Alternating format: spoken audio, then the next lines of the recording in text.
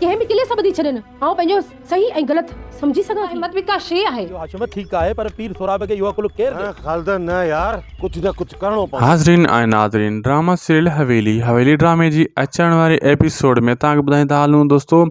हाणे नओं सिस्टम थियण वारो आहे। उहो छा आहे, पहिरियों त तव्हांखे मां ॿुधायां त कोशिशि कंदी शुमाइला पंहिंजी सौट सां ॻाल्हाईंदी, चवंदी मां वञा थी हितां साले सां, हिते मूंखे ख़बर आहे मुंहिंजो इंसाफ़ कान थींदो। फ़ैसिले में जंहिं औरत खे न विहायो वञे, औरत जो फ़ैसिलो बिना पुछे कयो वञे त छा इंसाफ़ उनखे मिलंदो। का बकरी ढोर न आहियां जो मूंखे किले सां ॿधी छॾनि, का रिढ न आहियां मां पंहिंजो इंसाफ़ वठणु चाहियां थी। मां पढ़ियल लिखियल आहियां। अहिड़े हिसाब सां जेको आहे मुंहिंजी सौट उन खे रोकींदी, रासिया रोकींदी त इहो क़दम तूं न खण, लेकिन हू कान मुड़दी।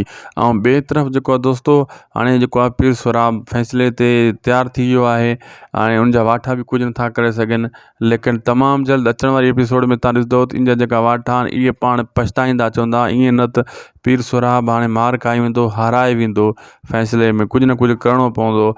पोइ इहे वञी साले ऐं पीर बख़्श खे कीअं बि करे ॿधे खणी ईंदा ऐं इन्हनि खे ॿधी छॾींदा ऐं पीर सोराब खे ख़ुशि करे छॾींदा।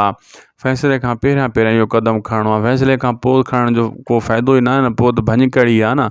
इन खां पहिरियों जेको कुझु करिणो आहे, पीर सोराब उनजा वाठा चवनि था थी वञे त भली ॻाल्हि आहे, लेकिन ईअं ई थींदो दोस्तो।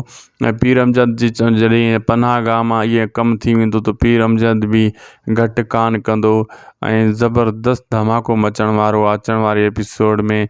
हवेली ड्रामे जेका बि सीन ईंदा दोस्तो, धमाके ऐं ज़बरदस्त इन में जेको आहे लड़ाई बि हूंदी ऐं इन में तव्हांखे एंटरटेन बि तव्हां थींदो। हवेली ड्रामे जेका बक़ाया सीन रहियल आहिनि, बक़ाया जेका एपिसोड रहियल आहिनि ऐं जेका चौथे स्पेल जी बि शूटिंग कुझु ॾींहंनि खां पोइ स्टार्ट थियण वारी आहे ऐं ड्रामो ज़बरदस्त बणिजी चुको आहे।